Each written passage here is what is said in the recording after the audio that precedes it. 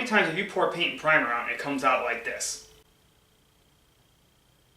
I know the answer, it's every time, right? It's really hard to do this job without making a mess on your workbench, yourself, the walls, and everything else. So I'm gonna show you a cheap and easy, actually it's a free way to clean this job up, and the answer is right here on my workbench.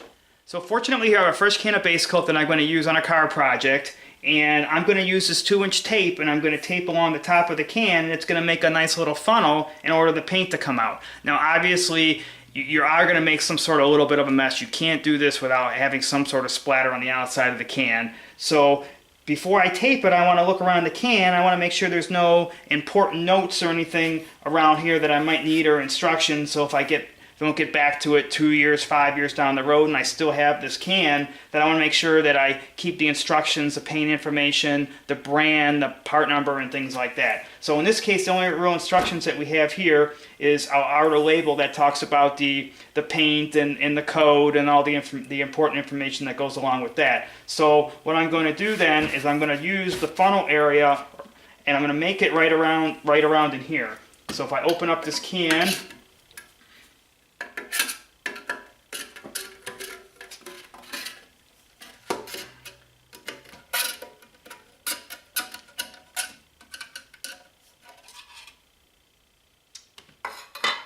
and then I'm just going to put the tape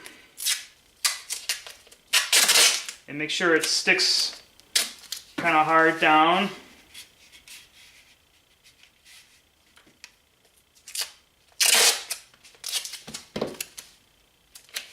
You can even put 2 layers.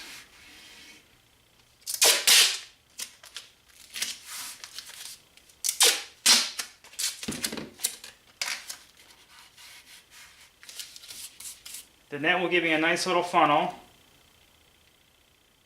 in order to pour out my paint. So there's one secondary thing I want to do before I put the lid on, and it'll make the job much cleaner and easier for every time I'm going to be working on this in the future and taking the lid off and on and using the paint and then sealing it back up. So what I want to do is I want to create a drain inside this lip where the lid seals, and that's so that this paint that's sitting in here will drain out back into the can, and then the lid will help push it down and seal it up, and you don't have to worry about getting a real messy area here every time, again, you pour the paint, and because it always seems to sit in this little area. So what I'm going to do is you could take a screwdriver tip like this, or you can take a punch or something, and what I'm going to do is I'm just going to go right in the center, and I'm just going to create a little hole all the way around